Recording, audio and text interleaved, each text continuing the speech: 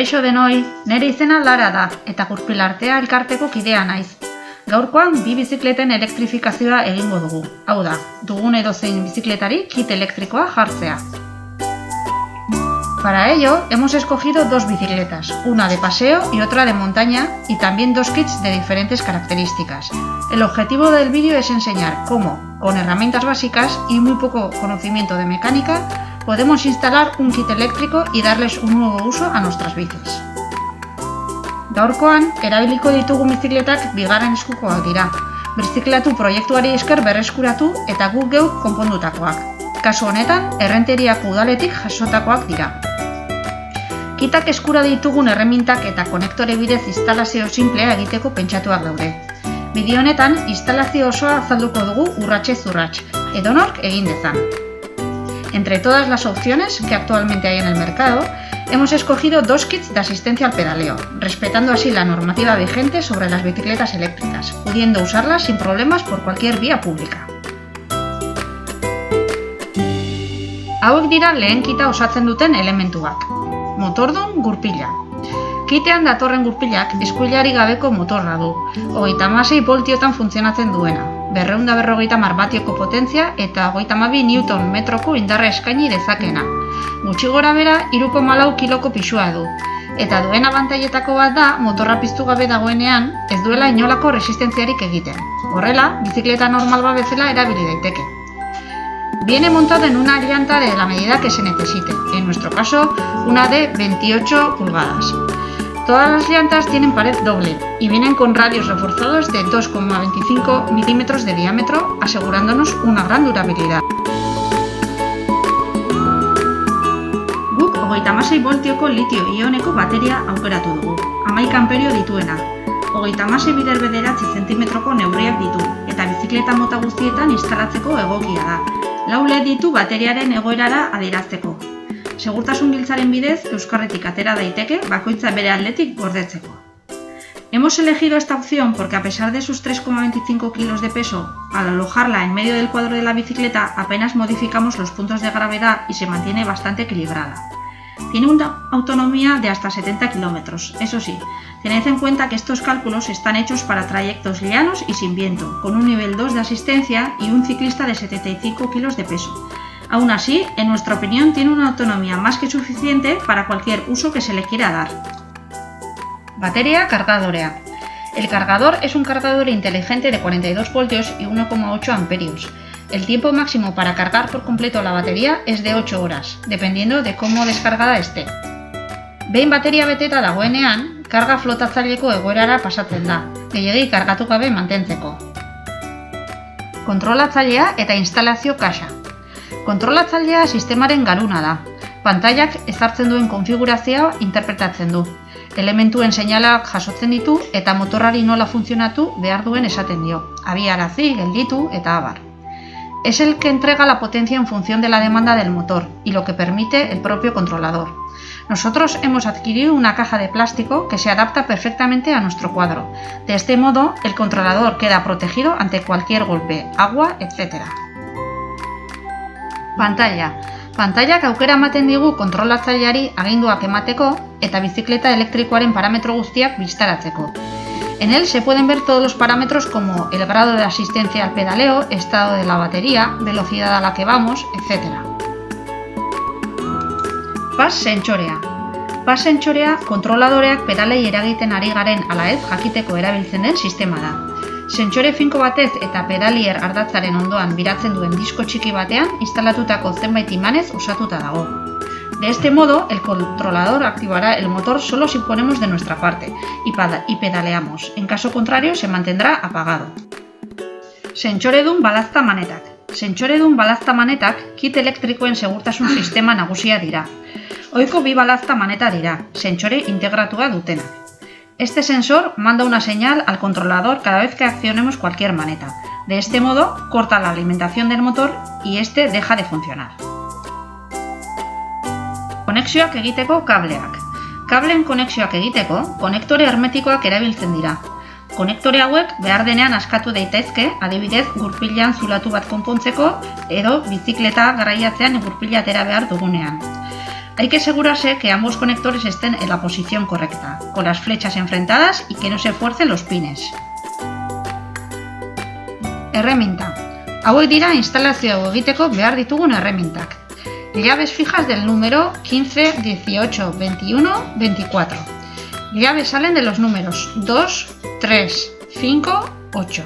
Destornillador de estrella, extractor de bielas, extractor de piñones, extractor de rosca de eje pedalier, tijeras, bridas, guantes. Edozein mekanika lanetan bezala, gomendagarria da segurtasun elementu batzuk erabiltzea. Kasu honetan, arropa egokia eta eskularru finak erabiltzea gomendatzen dugu.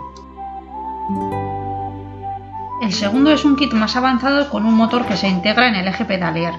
Tiene la ventaja de que es más eficiente, dado que asiste progresivamente en función de la fuerza que ejerzas a los pedales. Horrez gain, esan behar da, kuadraren punturik baxuenean eta bizikletaren erdian jartzeak orekari ia eragiten ez diola. Osagai hauek ditu. Motorea eta bielak. Dakarren motorra eskuilari gabekoa eta 250 batiokoa da. 36 voltiotan funtzionatzen du eta 80 Nm indarra eskaini dezake. 25 km/h mugatuta dago. Viene con un sensor de torque y un sensor de pas integrado. En total tiene un peso de 3,6 kg. Viene también acompañado de unas bielas adecuadas para realizar el cambio. Además de las conexiones necesarias, trae también una salida para las luces. Batería. Bateriaren kasuan, dituen abantaila kontutan hartuta, eredu honetarako aurrekoaren bateria bera aukeratu dugu. Kargadorea. Kargadorearen kasuan berdin aukeratu dugu, ezaugarri berberak dituelako. Platerra. Plater bakarra du, 52 hortzetakoa. Plastiko babesgarri batekin dator, istripuri gerta ez dadin. Si se quiere, se podría pedir un plato de más dientes, pero en nuestro caso, como la intención es que la bicicleta sea polivalente, nos parece que junto con los piñones tiene una relación adecuada. Abiadura eta balazta sentsoreak. Aurreko ereduan bezala, balazta sentsoreak instalatzen dira, balazta maneta zanpatuz, gero motorrak funtzionatzeari utz diezaion. Kasu honetan, disko hidraulikoko balazta manetetan instalatzeko sentsore bereziak dira. En el caso de disponer de otro tipo de frenos, se debe adquirir los sensores adecuados para su modelo. Por otra parte, tenemos un sensor de velocidad con dos componentes, el propio sensor que se instala en el cuadro de la bicicleta y un imán en los radios de la rueda trasera. Este aporta los datos necesarios para adecuar la asistencia del motor. Pantalla. Pantalla aurrekoa baino handiagoa da eta zuri beltzean dago. Era berean, aginte botoiak bereizita ditu. Heldulekutik gertuago instalatu eta eskuragarriagoak izan daitezen. Se coloca en la parte central del manillar y cuenta con indicador de carga de la batería, velocímetro digital, botón de encendido de luces y retroiluminación de pantalla. Erreminta. Hau da instalazioa egiteko behar ditugun erremintak. Llaves fijas del número 15. Llaves Allen de los números 3, 4, 5, 8. Destornillador de estrella. Extractor de tapón bielas. Extractor rosca bielas, incluido en el kit. Tijeras, tronchacadenas, bridas, martillo nylon, opcional, guantes. Lehenago azaldu bezala, edozein mekanika lanetan gomendagarria da segurtasun elementu batzuk erabiltzea. Kasu honetan, arropa egokia eta eskularru finak erabiltzea gomendatzen dugu.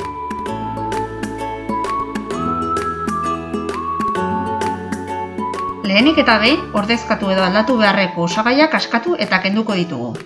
Empezaremos con la rueda trasera, de la cual aprovecharemos los piñones, la cubierta, la cámara y el fondo de llanta. Estos componentes los instalaremos posteriormente en la rueda con el motor incorporado que trae el propio kit. Atzeko gurpila askatzeko, lehendabizi balazta palankak askatu behar ditugu. Kasu honetan, V-brake motako palankak dauzkagu, eta bata bestearengana hurbilduz gero, kablea bere tokitik atera ahal izango dugu.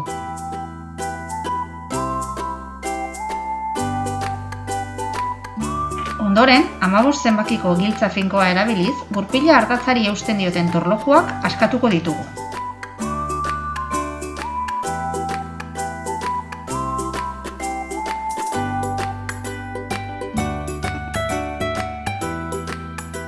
Torlojuak askatu ondoren, atzeko kanbioa atzerantz botako dugu gurpila atera ahal izateko. En el siguiente paso extraeremos los piñones. Para esta labor usaremos el extractor de piñones y una llave fija del 21. Se afloja como cualquier otro tornillo, en el sentido contrario a las agujas del reloj. Después quitaremos la cubierta, la cámara y el fondo de llanta. Hurrengo urratsa eskulekuaren mangitoak kendu eta kanbio zein balazta palankak kentzea izango da. Heldulekuko mangitoak erraz ateratzen dira. Adibidez, haize ponpa soil bat erabiliz, aldeetan dituzten zuloetatik airea sartuz berehala askatzen dira. Otra opción será introducir algo de agua y extraerlos manualmente. En nuestro caso hemos usado aire a presión. Se recomienda dar vueltas a la vez que se extrae. La maneta de cambio va fijada con un sistema de abrazadera con un tornillo.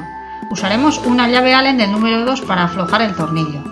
No es necesario soltarlo por completo, solo con aflojarlo un poco la maneta se deslizará por nuestro manillar hasta sacarlo por completo. Ondoren, balazta palankekin berdina egingo dugu. Kasu honetan 5 zenbakiko Allen giltza erabiliko dugu. Ondoren, kableatu eta balazta zorroa berdina erabiliko ditugunez, maneta erabat askatu behar dugu. Eragiketa hori egiteko, balazta palankak askatu behar dira, atzeko gurpilarekin egin dugun bezala.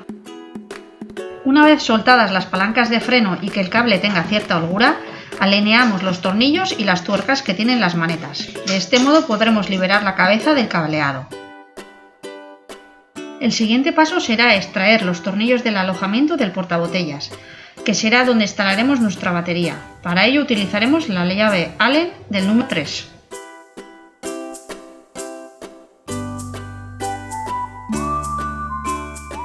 Orain pedaliera ardatzean eta ezkerreko bielan zentratu gara. Hor joango baita pas sentsorea. Lan honetarako lehenengo torlojua aterako dugu. Biela pedalier ardatzari estutzen diona. 8 zenbakiko Allen giltza batekin eta ondoren biela erauzgailu bat erabili behar dugu. Tresna hori gabe, ia ezinezkoa da biela pedalier ardatzetik ateratzea. Para usar correctamente el extractor debemos introducir poco a poco el cuerpo principal en la rosca de la biela. Una vez que esté bien medida y cuando con la mano no podamos ejercer más presión, apretaremos levemente con la llave del 15. Después ya podremos apretar la parte móvil del extractor para que éste empuje el eje pedalier y nos saque la biela por completo.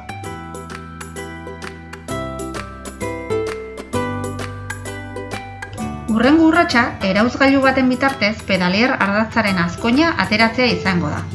Honek ardatzaren errodamenduak estutzeko funtzioa du, hauek bertan mantenuz eta ardatzari erraz biratzeko aukera emanez. Erauzgailu hau 24 zenbakiko giltza finkoarekin erabili behar da. Ahora procederemos a realizar la instalación de todos los componentes. Empezaremos con la pantalla del kit, seguiremos instalando las manetas de freno nuevas y por último la maneta de cambio y puños.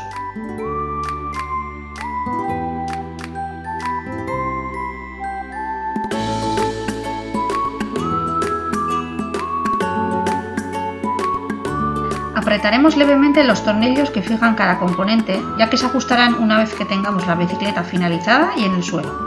La pantalla con un destornillador de estrella, los frenos con una llave Allen del número 5, la maneta de cambio con la llave Allen número 3 y los puños simplemente haciendo presión.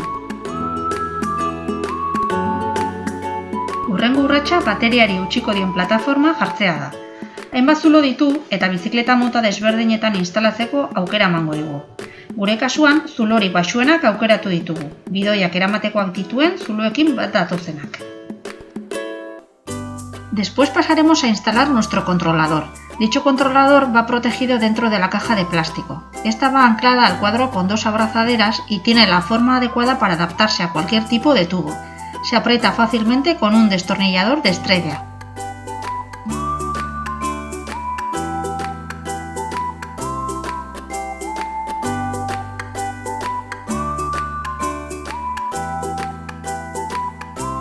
Colocaremos la batería haciendo uso de las guías que tiene el soporte.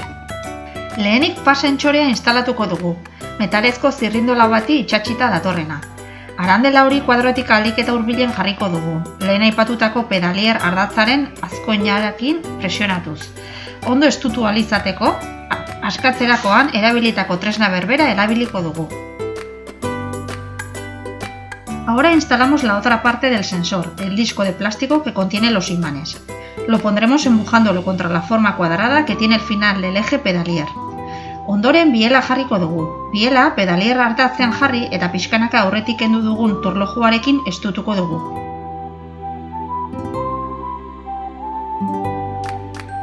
Una vez montado el fondo de llanta, la cámara y cubierta nuestra rueda, pondremos los piñones. Previamente se recomienda haberlos limpiado con quitagrasas y un trapo u otros métodos similares. Instalazioa erraza da, lehenik eta behin torlojuak eta zirrindolak ateratzen dira, kontuz ibili kableak ez gehiegi behartzeko. Ondoren, erloju orratzen norantzkoan piñoiak jarriko ditugu. Ez da beharrezkoa beste tresna edo tresna espezifikorik erabiltzea. Bizikleta erabiltzean, kateak piñoiak presionatu eta gurpilaren kontra estutzea eragingo baitu. Azkenik, arandelak eta azkoina jarriko ditugu berriro. Para finalizar con la instalación de la nueva rueda, recordad que las arandelas tienen unas pestañas que deben ir en la parte interior del ojo trasero. En el exterior quedarán las otras arandelas y tuercas, respetando ese orden.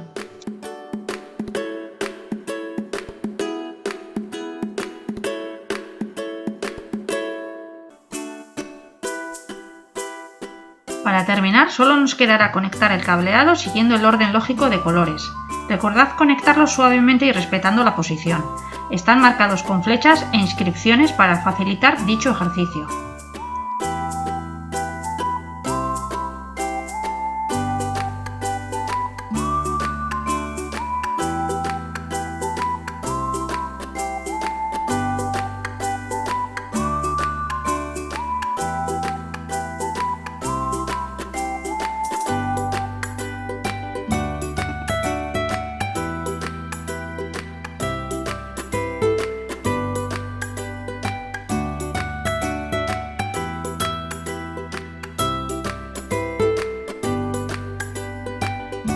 Azken urratsa kableatua gure kuadroaren formara egokitzeko plastikozko bridak erabiltzea izango da. Kable asko pilatuz gero, inoiz ez moztu eta berriz batu. Komeni da brida txikiagoekin jasotzea eta soberan dagoen kablea gordetzeko toki egokienak pilatzea. Encenderemos la batería, probaremos que la pantalla funciona correctamente sin darnos ningún error de conexión y la bicicleta estará lista para probar sobre el suelo firme.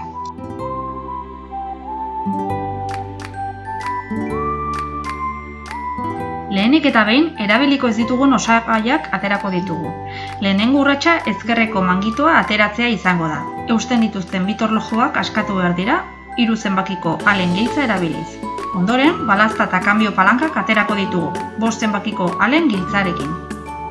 Kit elektriko hau plater bakar batez osatuta dagoenez, jatorriz instalatutako platerak eta ezkerreko kanbio palankak ez dira gehiago erabiliko. El siguiente paso será extraer los pedales con una llave fija del número 15. Independientemente de que sean automáticos o de plataforma normal, todos se extraen con el mismo número de llave. A la hora de realizar esta operación hay que tener en cuenta que la rosca del pedal izquierdo es una rosca contraria al resto, es decir, para soltarla deberemos hacer fuerza en la dirección de las agujas del reloj. Se sujeta firmemente el pedal con la otra mano. Una vez se afloje el pedal, finalizamos la operación con la mano para evitar dañar las roscas. Ondoren botila eramatekoa desmuntatuko dugu. Horren ordez, bateriaren euskarria jarriko dugu.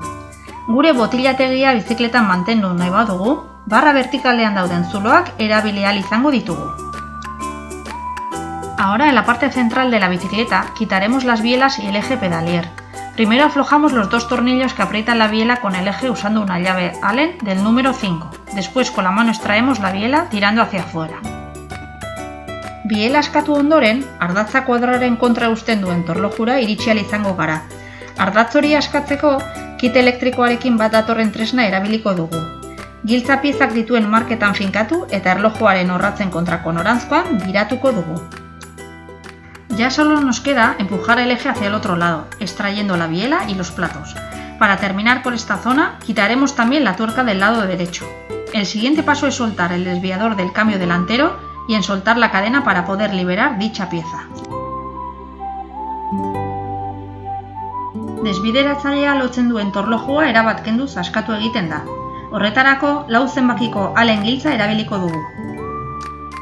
Zure kateak itxiera azkarreko sistemarik ez badu, gure kasuan bezala, hurrengo urratsak jarraitu beharko dituzu kateak kentzeko erreminta erabiliz. Tentuz erabili behar da katea eta haren zatiak ez kaltetzeko. Primero alojaremos la cadena en los dientes que tiene el tronchacadenas. Apretaremos el tornillo exterior para asegurarnos un apoyo correcto y poco a poco giraremos el asa que tiene el bulón de empuje. Es muy importante no extraer del todo el pequeño bulón de la cadena, ya que si sucediese esto sería realmente difícil volver a introducirlo en su lugar. Una vez suelta la cadena podremos sacar el desviador. Orain kit hau instalatzen hasiko gara. Eskulekutik hasiko gara, pantaila eta dagokion botoiak instalatuz. Biak 3 zenbakiko alen giltzaz estutzen dira. Gero, balazta manetekin jarraituko dugu, eta azkenik mangitoa. Ez estutu gehiegi osagai horiek eusten dituzten torlojuak. Gero, behin instalakuntza bukatzean, bizikleta lurrean jarrita doiketa egin barko baitugu.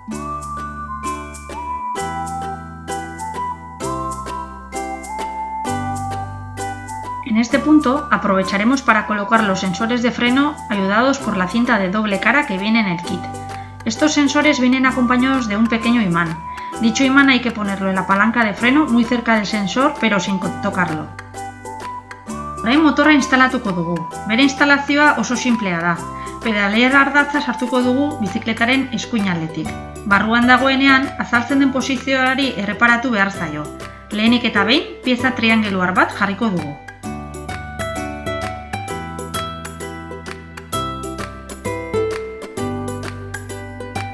Bi zulo ditu eta 4 zenbakiko alen giltza erabiliz datozen torlojuak estutuko ditugu.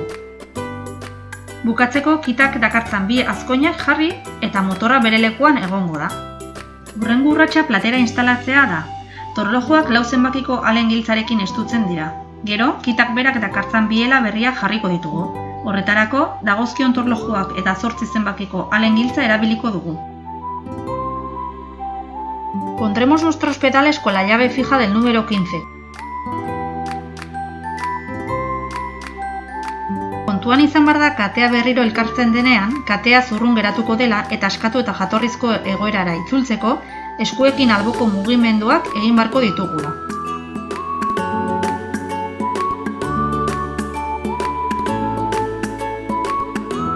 Honekin amaitu ondoren, bateria utziko duen plataforma instalatuko dugu, 2 torloju eta 3 zenbakiko alen giltzarekin.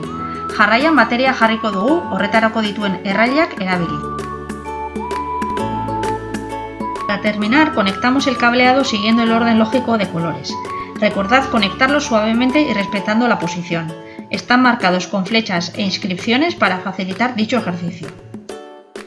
Azken urratsa, kableatua gure kuadroaren formara egokitzeko plastikozko bridak erabiltzea izango da. Encenderemos la batería, probaremos que la pantalla funciona correctamente sin darnos ningún error de conexión y la bicicleta estará lista para probar sobre el suelo firme.